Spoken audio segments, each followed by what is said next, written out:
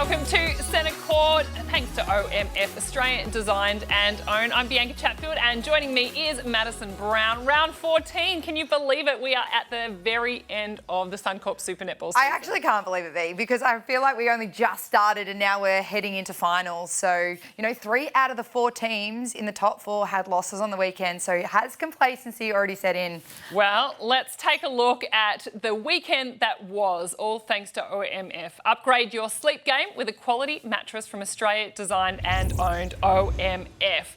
The first game, this was the one I think that we were all super excited about, was seeing the Swifts and the Thunderbirds. We knew so much was riding on this game, and I just can't believe how it turned out. Topsy-turvy ride for the Thunderbirds this season, but they bought their best. They did. I mean, Swifts had already taken that minor premiers, so not a lot really pressure on the line. They could play around with their rounds or their combinations a little bit, but for the Thunderbirds, second place was up for grabs. They started slow, but it was Latanya Wilson starting in goalkeeper, Sterling in goal defence, Wilson ending up with 10 gains, 4 intercepts, 14 deflections. Huge. Absolutely massive numbers, and Helen Housby really quiet. So Adelaide Thunderbirds had done their homework, had, as I said, a bit slow to start, but when they needed to fire, didn't they? But have they played their cards a little bit too early? I'm not too sure. We saw an image then of Sophie Fawns on the screen, and I felt for her because she was trying to shoot from a Suncorp super shot, and she had Sterling flying at her, Wilson flying at her, got a shot blocked, and she just looked so demoralised by it, as we know shooters get when they get blocked. But hopefully that doesn't happen to her again next week, because obviously they play in that first final. All right, the second game that happened on Saturday night, we got the privilege to be down in Tassie for that game. It was the Magpies' final game ever in Suncorp Super Netball, and they came up against the reigning premiers, the West Coast Fever. We were shocked, Maddie. Well, we were in a way. They, as you said, they came out of the box, 2 quarters won by both teams. But the Magpies just looked on song from the start. Huge game by Sophie Garvin. But they were just playing the ball around. They had momentum. Fever looked shocked. And for me, Fever have looked uncomfortable when they've had to sometimes play ugly, or the game hasn't always been on their terms this year. And I think at the end, the Tassie crowd, I mean, Magpies have had an incredible winning streak down there. They obviously took 6 wins in the end, 1 loss for the whole time that they've played down there. But an incredible farewell to the club. I think, everyone was up and about. We were predicting, oh my goodness, we're going to have to deal with tears. Instead, we were just shell shock, I think, Magpies staff and players that were just like, wow, we get to sing this song one more time. And we could hear it from 3 doors down in the change rooms. So they sung it loud and proud, and a really good way, I think, to send off the black and white stripes. And it was really special to be there, to be a part of it. And I know for us, we were very close to the Magpies change rooms. They let us in there for Fox Netball to record before the game. They gave us so much access. The Magpies, as a club, flew down family and friends. I mean, so they should, but it was so great that they did that. And there was an after-match function we got to go to as well. And I mean, you're part of the family in the Magpies, but I thought it was just really well done. There was just a lot of, everyone, I guess, a lot of empathy towards what the Magpies players and staff were going through. And they really had absolutely nothing to lose and everything to gain by going out just like with a really, really good win in the end. And Fever obviously knew the result before, knew that if they'd won, they would have got the second chance, and with the pressure, obviously fell short. And I've heard a few whispers around, did Fever mean for this to happen so they could host that? And we'll talk all about that when we get to the finals a bit later. Lightning and Firebirds was the game that took place first up on Sunday. Now, these 2 teams, obviously the Queensland Derby, these 2 teams, though, I think have really had a great back end of the season. It was the Lightning, and their experience did shine through in the end, but it was good and to see both these teams under new coaches as well for this season. I really think they're smartly developing their games and their players, giving a bit of court time to players. Steph Wood copped one right above the eye. She had blood running down her face. It was almost like State of Origin. She'd just gone out there. She did recover and come back out on court. But, getting Charlie Bell to give another opportunity out there on court, I think it's been really good to see. I think both of these teams have really started to kind of work on those combinations that are not just for 2023, but for the future of both of these clubs. And as you said, the difference between the bottom 4 and the top 4 usually has come down to consistency in being able to put huge volumes out quarter after quarter and not dropping. You see those quarter scores, there's a 10, there's a 17, there's an 18.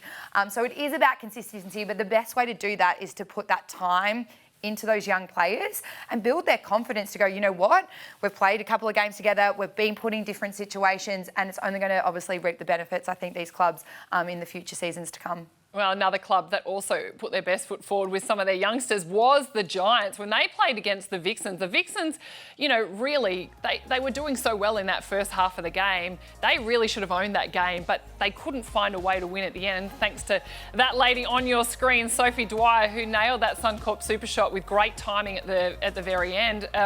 Again, topsy-turvy result for the top, 4 sides not to be able to seal the deal on the win. Yeah, and Vixens obviously moved players around, brought on some of their combinations, but for me, it's the key in knowing the moments to bring in those changes, to know when those players will come on and make that impact, or whether it's a little bit too hard for them to come on and the game's already in the opposition's momentum and they've got more of the game plan kind of thing. So, yeah, Giants and Vixens have always had some really close contests, and I think there was a little bit of bad blood from, finals history last year with the Giants and the Yes. Vixens, but that 2-point shot, she was only just in the arc, right out the front, Sophie Dwyer. Incredible scenes, and once again, another great way for the Giants to finish their season with a win. I mean, bottom teams getting W's and the top teams, as I said, not consolidating in that final round.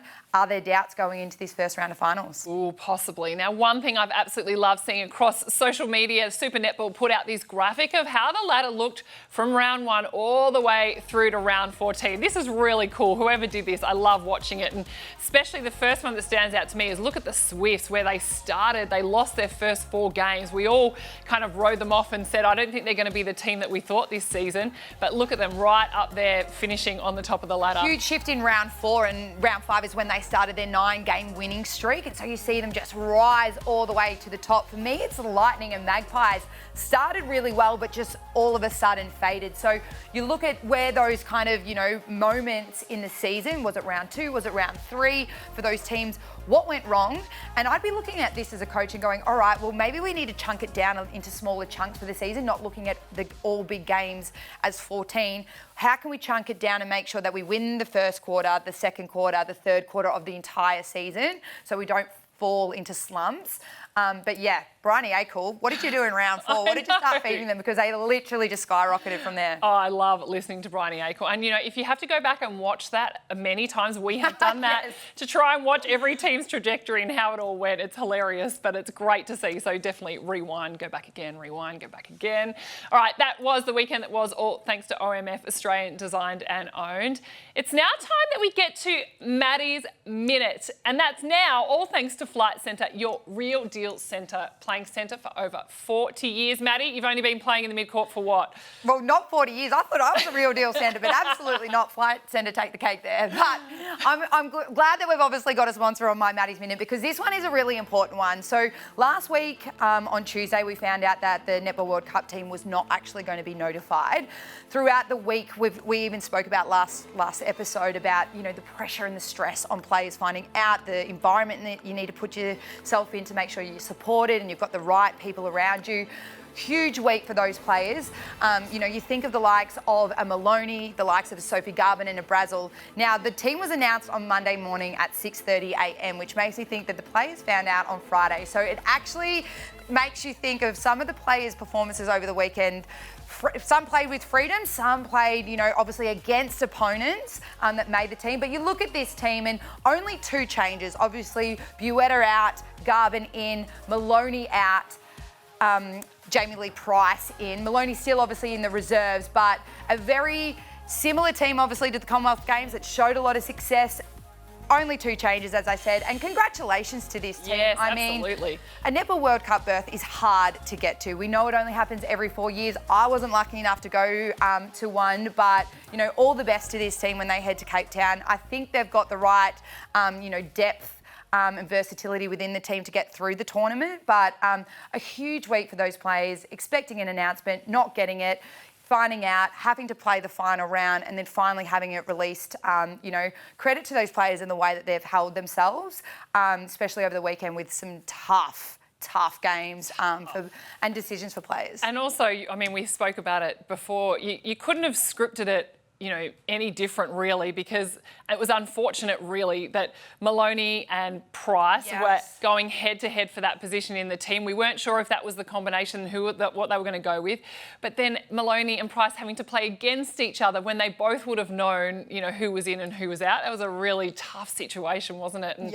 But then we saw the likes of Sophie Garben have the best game she's had all season. Just that release, that pressure, or that weight lifted off the shoulders. And same with Brazel. Brazel probably had one of her best games. We know it was her last SSN game, but, still great performances, but it just shows the weight of that announcement on those players and how much it can actually play a toll on them. And the 3 training reserves being Danelle Wallum, Rudy Bakewell-Doran and Kate Maloney. And for the first time, they can be included once the tournament starts. So if there is an injury like what happened to Paige Hadley during the Commonwealth Games and we couldn't replace anyone in with Paige, so, it was Maloney and Watson and Brazel having to do a mountain of work in the mid-court. Now I think it's a great decision that you can replace any injured players. And so I think those 3 reserves, it's going to be a very different role they're going to have to play now and make sure they're ready to go, train with the team, be part of the team pretty much all the way through the tournament. Yeah. I'd love to actually get a little bit more information on selection criteria. And, as players, we don't really know, like obviously the selectors go to the games. Are they giving, ratings per game? Because it would be really good to have that information, I think, because a lot of information on social media and a lot of people having opinions going, well, you play one good game and you're in, and what does that mean? It comes on combinations, but then some people don't. So, yes, I understand it is more of an opinion piece, compared to swimming where you make your time, you don't make your time. But it would be great to really get an understanding and a bit more depth into how these selections happen.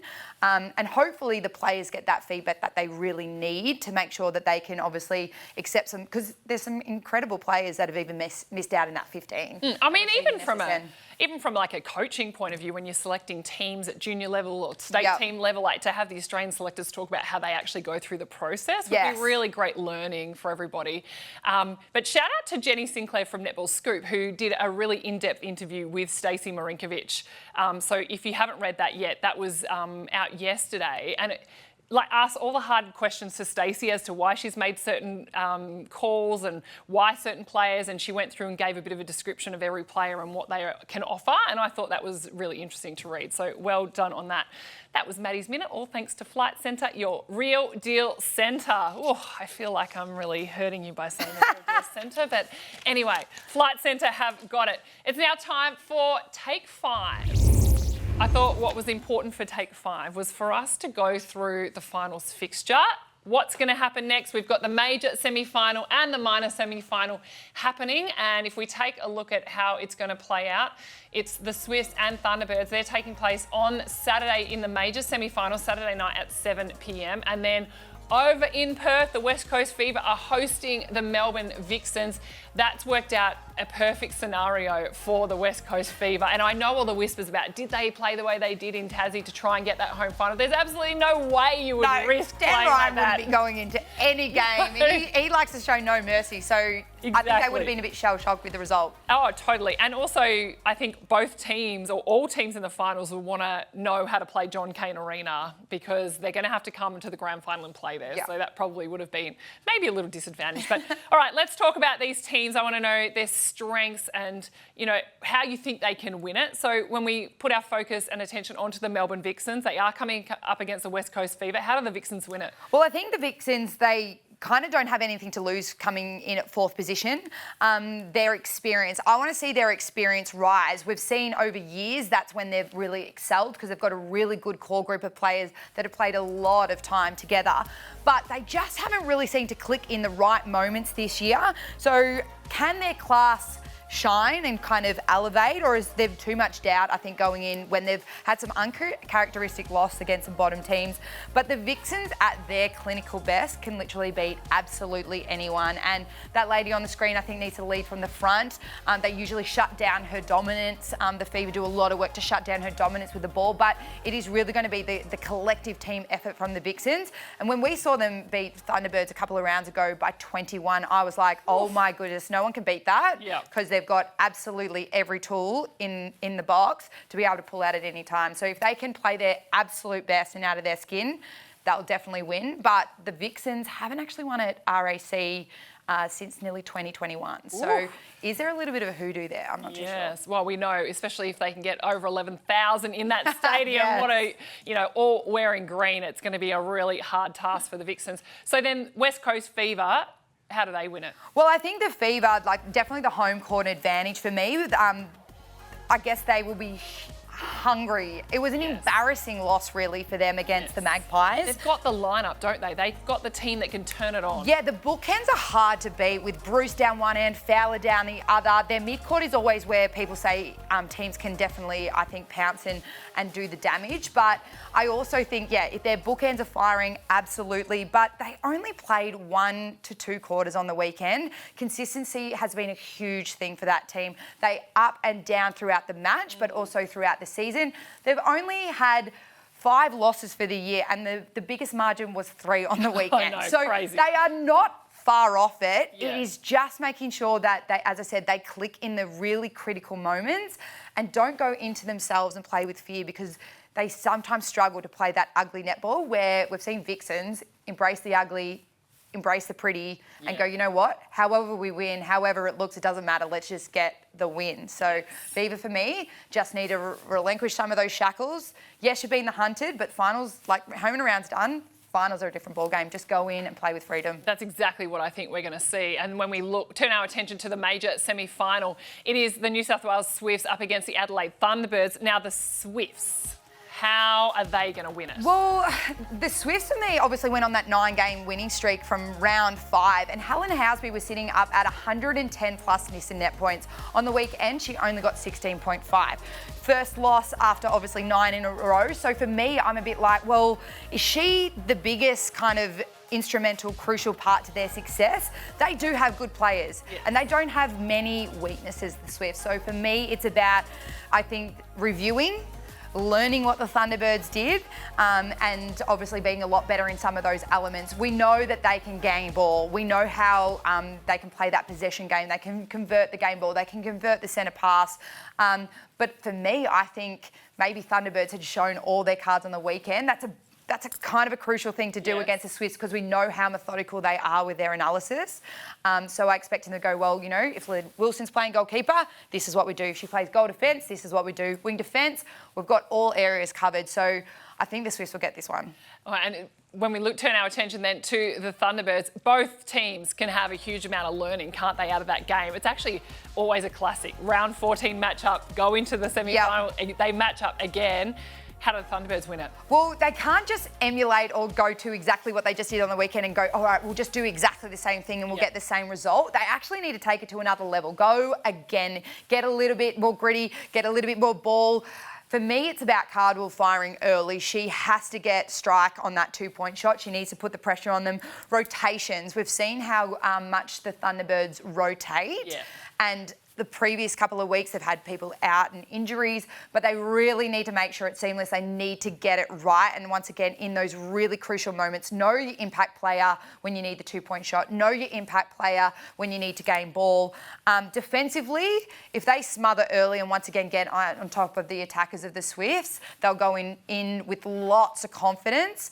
But yeah, once again, it's their bookends, I think, that are really crucial to their success as well. And as I said, you can learn from a loss, but you've also got to take the learnings from a win. And I think if Adelaide go, well, we know these combinations work, anything we put out there can definitely win on the day, well, then they look the goods as well. Oh, I'm so excited. Cannot wait to be watching this weekend. We have to give a big shout out to April Brownlee and Ash Brazel, who we know played their final ever game, well, domestic netball for Ash Brazel, but it was just a really beautiful moment from both teams celebrating their retirement. They've been absolutely rock solid players for their team, haven't they? And to both do it as mums, I think that's a really special part. And we got to see that in all the celebrations pre and post game for these incredible players. Well, for so many years, we saw players retire, and part of the reason they had to retire was to go and have their families because they couldn't actually stay in the sport. So as you said, to see 2 players, 2 diamonds, they've played at multiple different clubs and serviced, those different franchises. So yeah, to see them not only only there with their partners, but also their families, their little children running around in their like team colours. Yes. It was a beautiful, beautiful moment, and I got the privilege to play with both of those players. Really hard, physical. I had some great contests of training against them, and always loved them to be on my team. To April Browning, she was a bit of a spiritual leader, and then Braz just came in and always wore her heart on her sleeve. So, congratulations to both them as players, but also mothers, and well done on incredible domestic netball careers. And Maddie, today is D-Day. It is D-Day, B. And what we're talking about is that 8th team that will enter the competition for next season in Suncorp Super Netball. The tender process, you have to have your application in today. So, I mean, we want to know, has anyone put in an application? Let us know. Hit us up on our socials and keep us informed, because we're so intrigued. There's, all the journalists who work on netball are doing their hardest to try and find out as much information as they can. But even we tried to find some information. Kelly Ryan was on our flight to Launceston, and we tried our hardest to We're asking every question. But it was like getting blood out of a stone. It was really hard, and she wasn't giving much at all. But you're right. Applications are closed. Today is the final day. They said that they will have, obviously, their advisory committee in place. 10 days, we're hoping, is when we'll find out. So by the end of this month, we should at least know the franchise. We did actually ask Kelly Ryan and say, does a coach have to be in place for the CPA to be signed by players? We still haven't got that finalised yet. Yeah. So as well as the franchise, the playing CPA would need to be finalised as well. But they actually don't need everything in place for players to sign. But the best part about it is once we get this 8th team, it means that all players can start to have those real conversations with their teams. Hopefully our diamonds can get locked and loaded in ASAP, especially the ones going to Netball World Cup. But it's exciting. I'm glad this day has finally come. Things are going to be locked away, and hopefully we'll have some answers and a lot more things to talk about. And I'll be interested to see, depending on where it is, the amount of player movement. Yes. So I think depending on if it is in a Geelong spot, that lifestyle is great. Tassie, what big names are you getting? How are you filling in with local talent as well? So, some big talking points to come over the coming weeks. Definitely. And also don't forget too, so if I assume part of the process will be nominating someone who'll be your general manager for the team. So generally when you're talking contracts, that's the general manager of a team that is working with the players and their managers. So the coach will be important, I think, for players to know, because they all want to know, who they're coming to be coached under. But in terms of the contracts being able to get done, I'm sure everyone will have forward who they want as their general manager or CEO or whatever you call it, wherever it fits. And it also depends on where the players are within their career. If you're like a player towards the end, you might be like, you know what, I've only got a couple of years left. I'm really keen to go to something and be part of something and growing it from the foundation. Yes. And you need those experienced players to come on board. So they might jump straight away, where your young players going, oof, I'm trying to get to the diamonds. I need to know who's going for combination purposes, for future purposes, all of those types of things. They might be a little bit later in the kind of processing of getting players on board. But yeah, I'm like July 9th, after the grand final, July 9th, it is like on for Donkey Kong, so I can't wait. And I think we'll just keep Centre Court going all the way through this process, the finals as well as afterwards, so that we can make sure we continue having these conversations as well. Whew, it's been a big one. That is another episode of Centre Court. Thank you so much for joining us. Don't forget, keep communicating with us on the socials. We'll keep posting stuff along the week as well. Maddie, it's been a pleasure. Thank you. All thanks to OMF, Australian Design and Own. See you next week.